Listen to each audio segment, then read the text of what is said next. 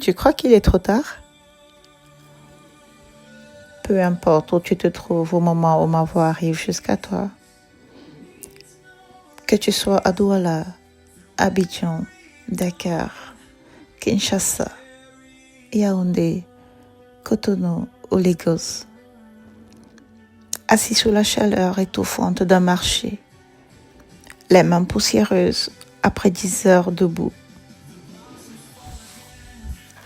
Que tu sois à Paris, Bruxelles, Luxembourg, Montréal ou Genève, en train de finir une garde de nuit de 12 heures, le dos cassé par un boulot d'usine ou un volant d'Uber. Que tu sois un immigré parti chercher une vie meilleure il y a plus de 20 ans et qui a l'impression d'avoir sacrifié sa jeunesse pour si peu, ou un natif d'ici qui voit le monde tourner sans lui.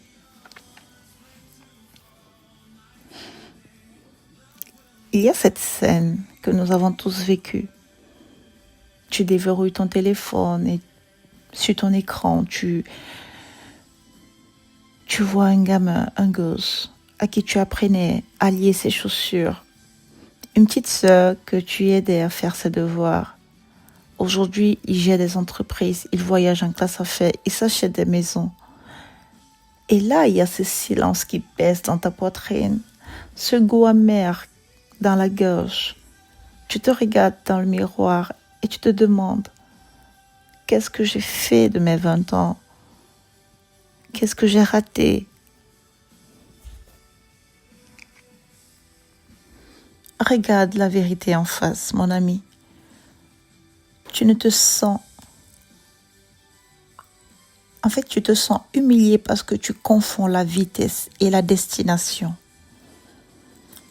Oui, tes cadets ont peut-être réussi plus vite, et tant mieux pour eux, mais leur victoire n'est pas la preuve de ton échec.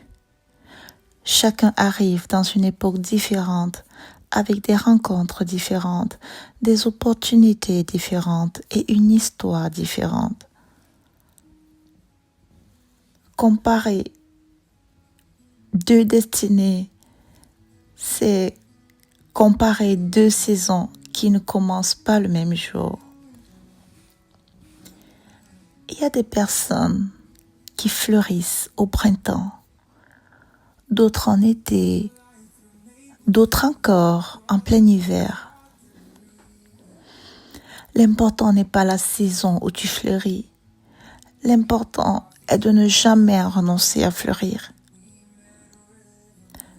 Quand tu avais 20 ans, personne ne t'a tenu la main.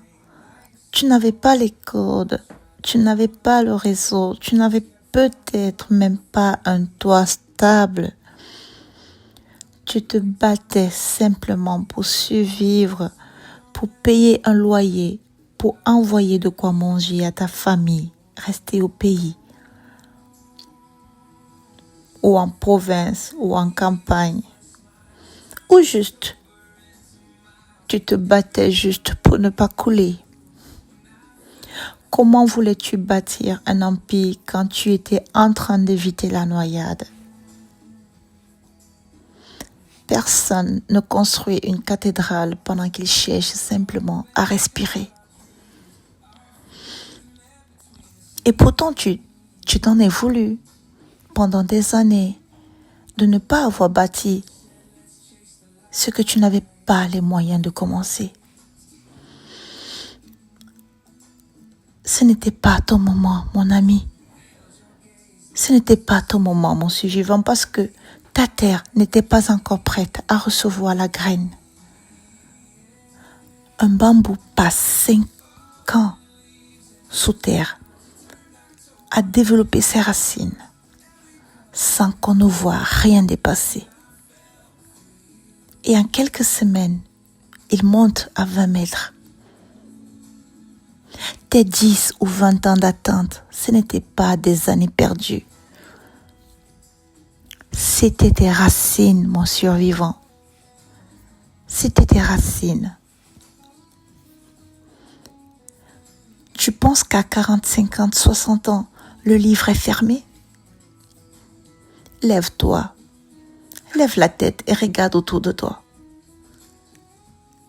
L'Afrique, l'Europe, l'Amérique, l'histoire est remplie d'hommes et de femmes que le monde croyait enterrés.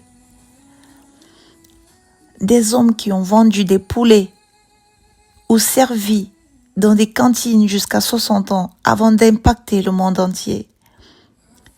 Des femmes qui ont élevé des enfants seuls dans les HLM ou des concessions familiales dans la misère totale et qui ont lancé leur première grande entreprise à l'âge où d'autres attendent la retraite.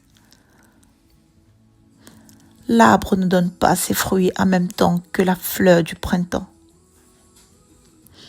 Mais quand le fruit mûrit en automne, il est tout aussi doux, tout aussi fort, et il nourrit tout le monde.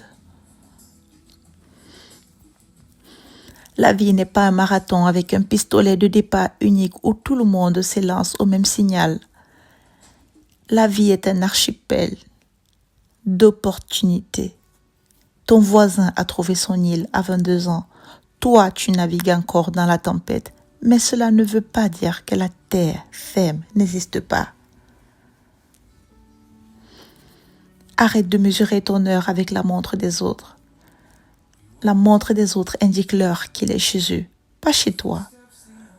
Le soleil de minuit n'éclaire pas le même hémisphère que le soleil de midi, mais les deux font partie du même monde. Alors aujourd'hui, que tu sois derrière ton comptoir Antol, dans un sous-sol de la banlieue parisienne ou dans une chambre meublée, à l'autre bout du monde, écoute-moi bien, ramasse ta dignité. Essuie la sueur de ton visage. Pardonne-toi pour les opportunités que tu n'as pas su voir à l'époque, parce que tu n'avais pas les yeux pour les comprendre. Aujourd'hui, tu as quelque chose que le jeune de 20 ans n'a pas. La cicatrice et l'expérience. Tu sais ce que c'est que de tomber. Tu sais ce que c'est que d'être ignoré. Un jeune qui réussit à la fougue. Mais toi qui réussis après avoir attendu, tu as la sagesse. Tu sais ce que c'est que de manquer. Donc tu sauras protéger ta réussite. Rien ne peut plus te briser parce que tu as déjà traversé le feu. Si aujourd'hui ce feu se rallume en toi, ce n'est pas un hasard, c'est l'appel. Ne dis plus jamais c'est trop tard. Dis seulement c'est enfin mon tour. Ne demande plus à la vie pourquoi elle t'a fait attendre. Demande-toi plutôt pourquoi elle t'a préparé aussi longtemps. Remets-toi au travail, réapprends, cherche, ose toquer aux portes sans honte et va chercher ta destinée. Tes cadets ont ouvert la voie. Maintenant, c'est au grand frère, c'est à la grande sœur de montrer comment on bâtit quelque chose qui dure.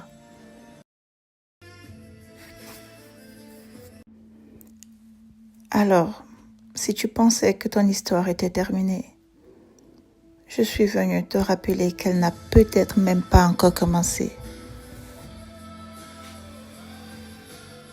C'était l'Impérial.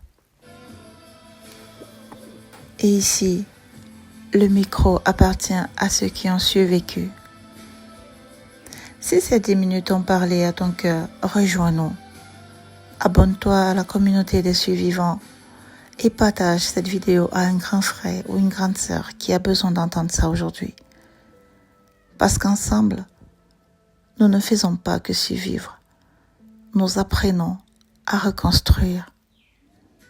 Prends soin de toi. Parce que personne ne le fera à ta place. Levez-vous et allez bâtir votre royaume.